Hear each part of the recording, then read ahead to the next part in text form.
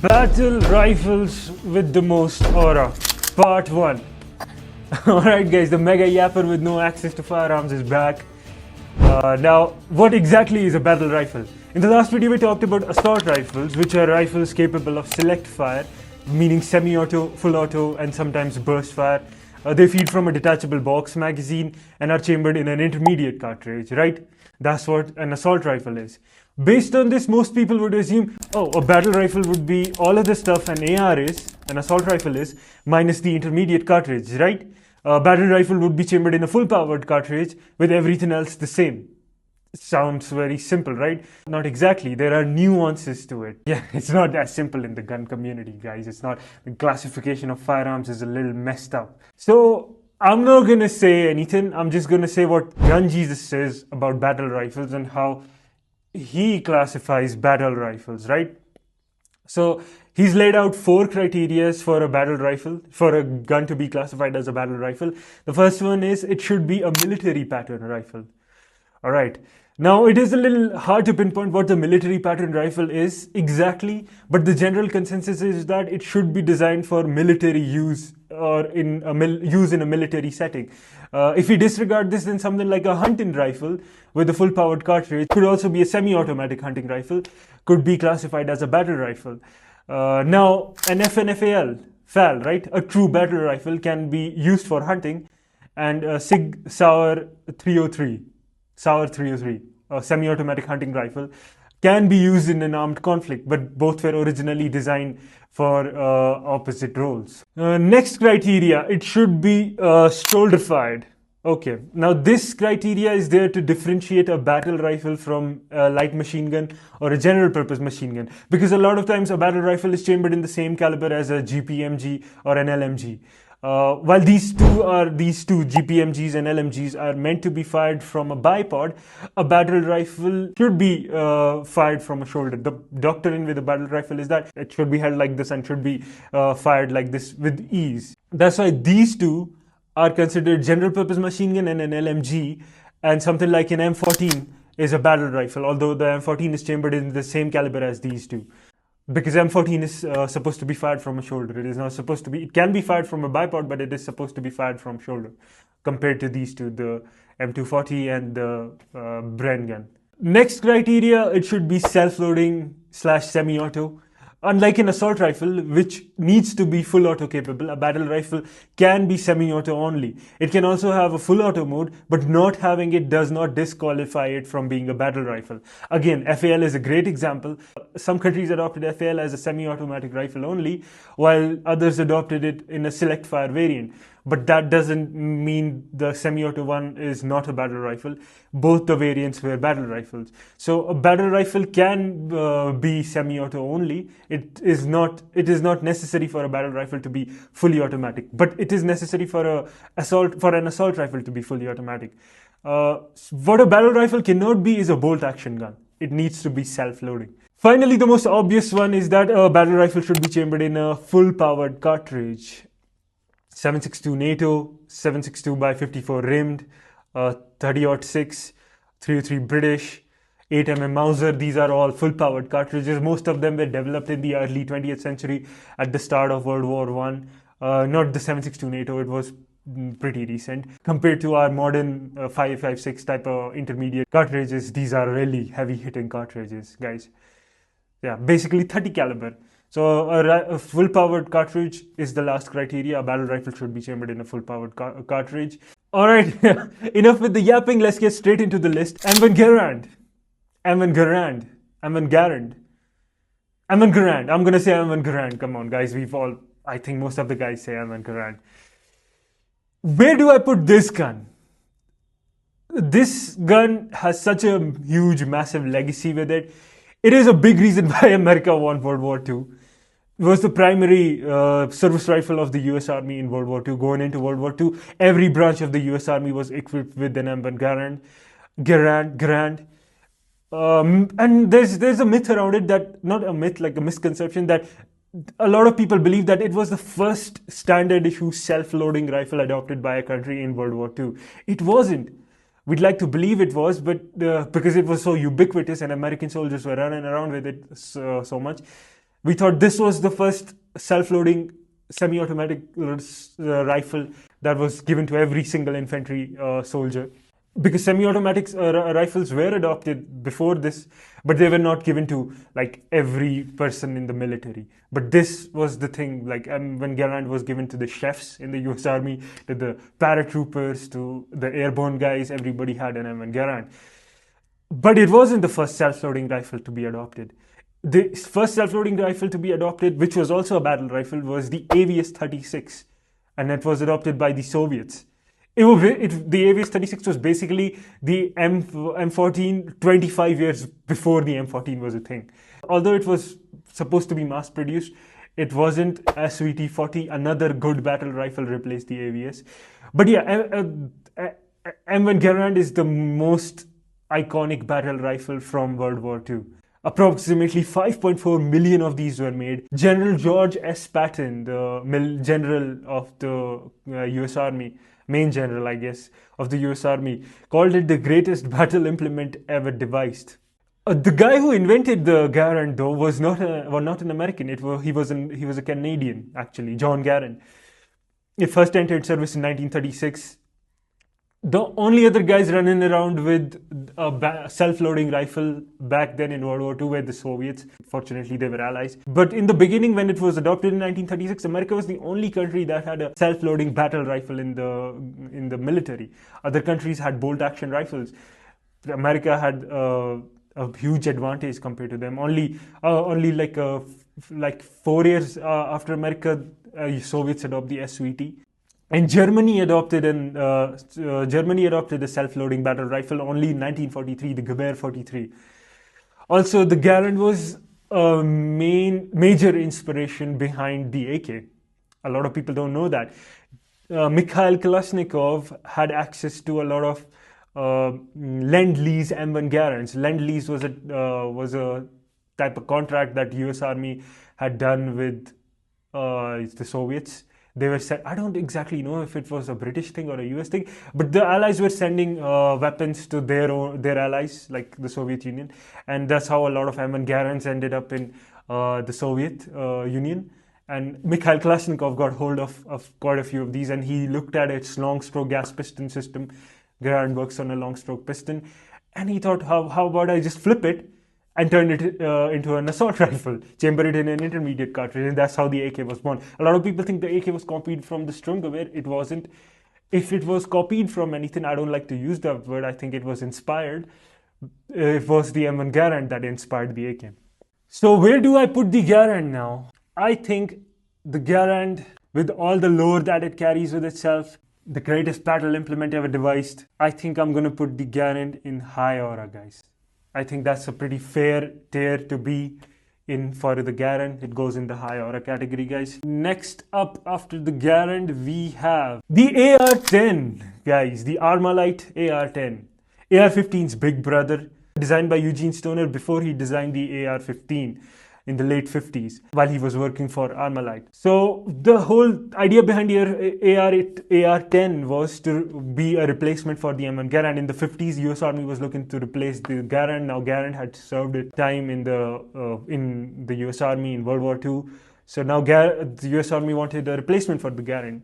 So AR-10 was supposed to be this thing that would replace Garand.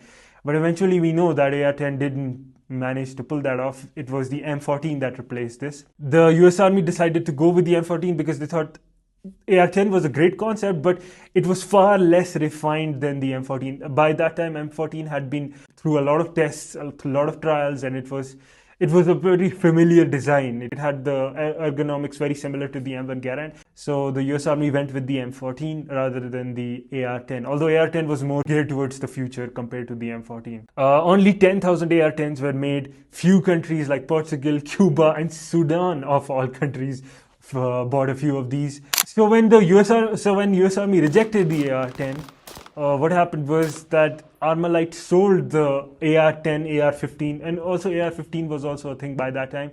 But Armalite thought when US Army didn't adopt the AR-10, why would they even think about the AR-15? So they sold the rights of the AR-10, AR-15 to Colt, along with their direct impingement system that Eugene Stoner had devised. And Eugene Stoner left the company Colt bought the rights.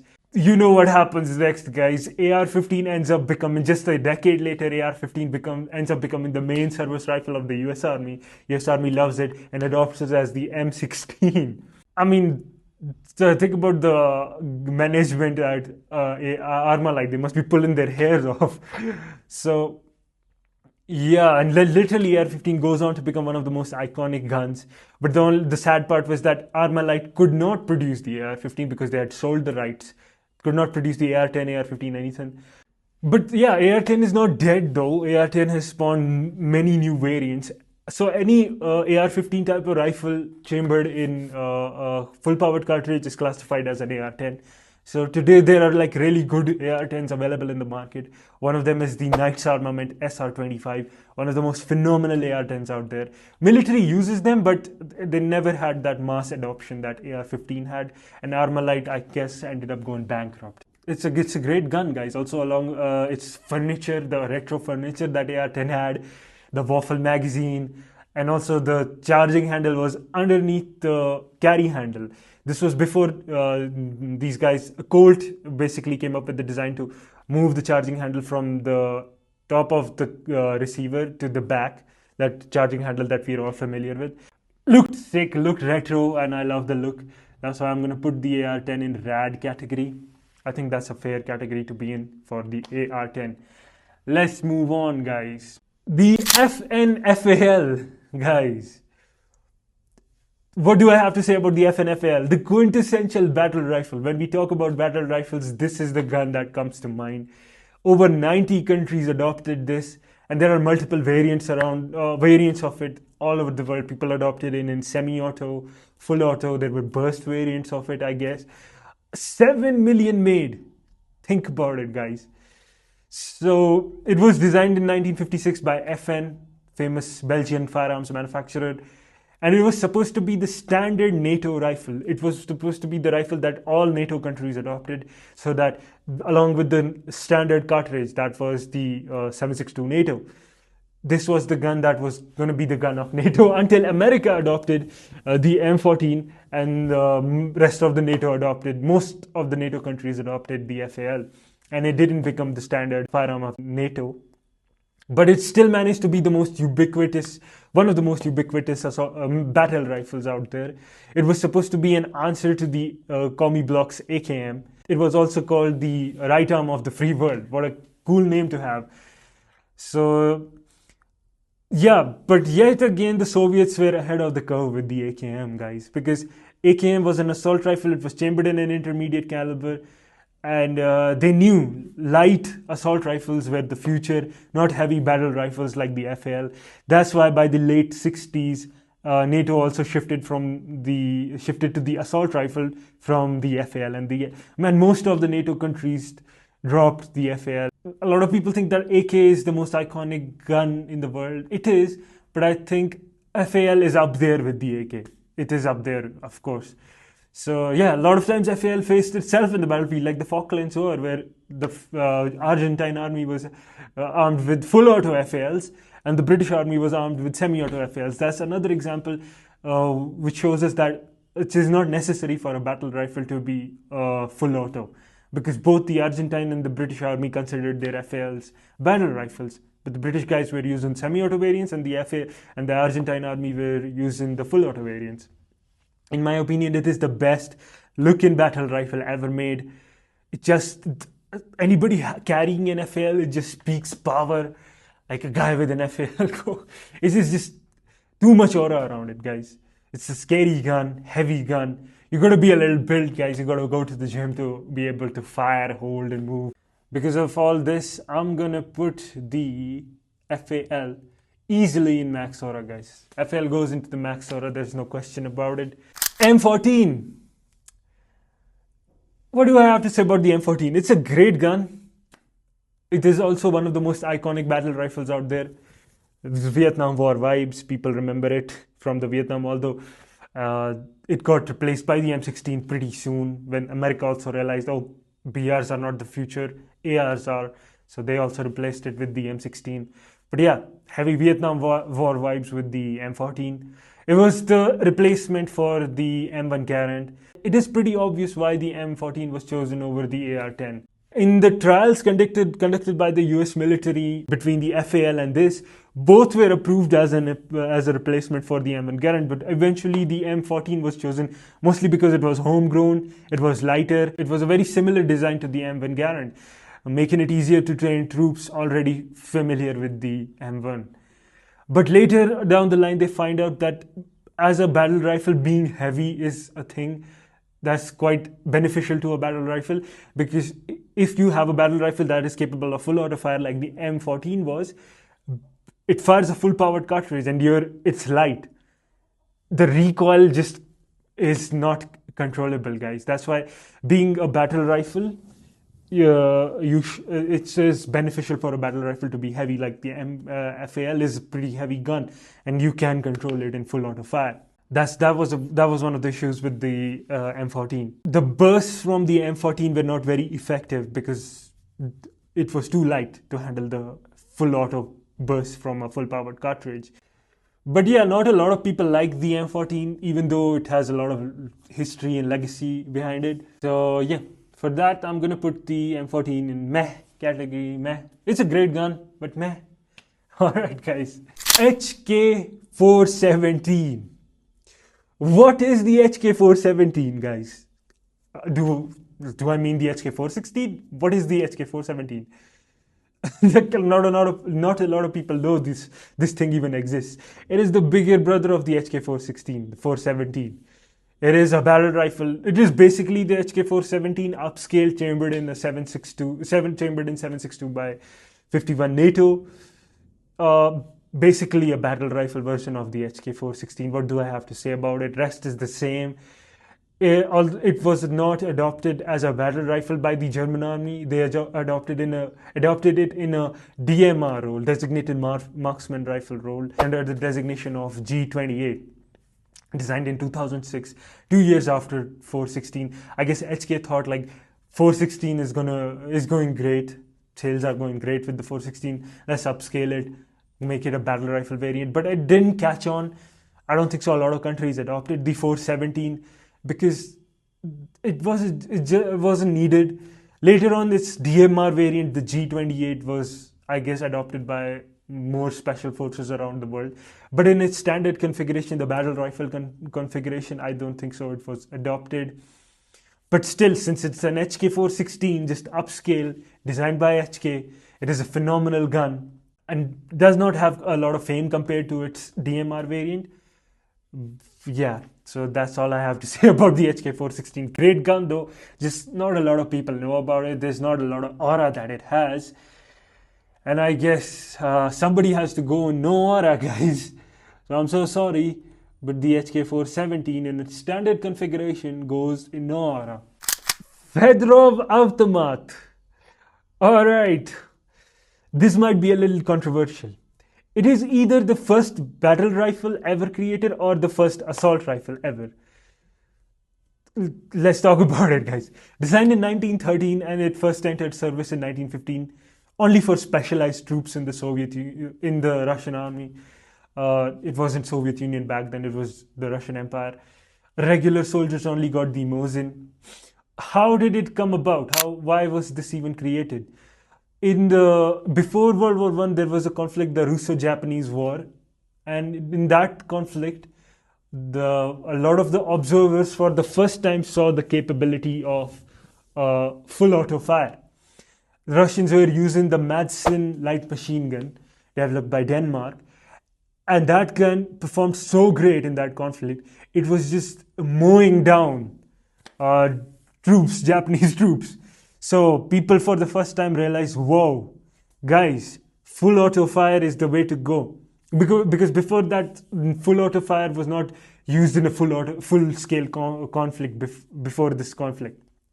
And Madsen machine guns were the first LMGs to be fully used in a conflict. So a lot of observers saw that the potential in full auto suppression fire. One of the observers was Vladimir Fedorov, a Russian gun designer. He saw the potential with the Madsen full auto suppressive fire, So he thought, why not make the medicine with all of its perks and turn it into a shoulder fired, make it into a shoulder fired thing. That's how he came up with the Fedorov Avtomat. Alongside the Fedorov Avtomat, there were also other guns that were coming up on the same category, like the French Shosha, the American BR. So all of these guns were classified as automatic rifles back then. The concept of a battle rifle or the assault rifle didn't exist back then. So they were classified as automatic rifles. So the thing is, Fedorov fits all the other criterias required to be a battle rifle, even an assault rifle. It has a detachable box magazine. It can be fired from the shoulder. It is select fire. An assault rifle needs to be that. Can be fired in semi-auto, full auto. So it fits both the criterias for a battle rifle and an assault rifle. The only thing that is left is the cartridge. Is the cartridge an intermediate one or is it a full powered one? It fires the 6.5 Arisaka, Japanese cartridge. I'm not going to say anything. Let's see what Gun Jesus has to say about the 6.5 Arisaka. Soldier, and you can get some remarkably effective results from it. The difference is this isn't an intermediate cartridge. This was a lighter cartridge to facilitate sort of effective full auto fire from the shoulder, as well as simply a lighter cartridge, making it feasible in the 1910s to design a functional self-loading rifle. So this 6.5 was at the low end of rifle cartridges. It was one of the least powerful rifle cartridges, but it was not an intermediate cartridge. So I think we can safely say that Fedorov Avtomat did not fire an intermediate cartridge. One of the main criteria is to be an assault rifle. It fired a rifle cartridge, a less powered, low powered one, but it was a rifle cartridge nonetheless. So I think we can safely say the Fedorov Avtomat is a battle rifle, guys. I know that might not sit well with a lot of people. A lot of people like to think that it is an assault rifle. I think you can even classify it as an assault rifle, but I think it fits the role of a battle rifle more than an assault rifle. So yeah, in my personal opinion, in my humble opinion, I think the Fedorov Avtomat is an early battle rifle. Yeah. Where do I put the Fedorov Avtomat? In which category does it land?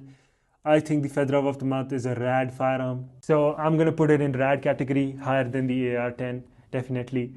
So yeah, that's it about the Fedorov Avtomat. Finally, the SVT-40, nicknamed Sveta by the Soviet soldiers, designed by Fedor Tokarev, the same guy who has also designed the iconic TT pistol. I think, in my opinion, it is the best looking service rifle in World War II. This, alongside with the M1, were the first two mass-produced self-loading rifles used by the infantry of a country. Both of these were issued to regular troops. They were not geared towards specialized troops like the Fedorov Avtomat before Sveta was. This gun also has a big legacy. The short-stroke gas piston system developed by Fedorov Tokarev for the SVT goes on to become the inspiration for the AR-18, the assault rifle developed by Armalite, which itself didn't catch on with any military, but was copied by almost all modern assault rifles today. All these assault rifles are an AR-18 on the inside, and the AR-18 uses the same short-stroke gas piston system first developed by Fedor Tokarev for the SVT. So the legacy with the SVT-40 is huge. It looks good. It was one of the best looking battle rifles in World War II. I love it. I hope I get to shoot it one day. It's one of my favorite guns. I am going to put this in high aura alongside, not in max aura guys, high aura alongside the M1 Garand. I think I'm going to even put it higher than the M1 Garand because this is just my personal bias. Alright, that's all I have for today, guys. This was the tier list I created. Before I leave, I have a question, guys. And the question is, should we put DMRs in the same category as battle rifles? Like something like in SVD Dragunov. I wanted to put it in this list. It checks all the criteria to be considered a battle rifle. It is shoulder fired. It is chambered in a full powered rifle cartridge. It is meant for a military setting. The only thing is that it is geared towards more of a sharpshooter, designated marksman role. When we think of the SVD, we think of it as a sniper, a DMR. So should we put the SVD in a DMR role, in a battle rifle role? I don't know, guys. That's up to you guys to decide. Let me know in the comments. That's all I have for today, guys. Thanks for watching.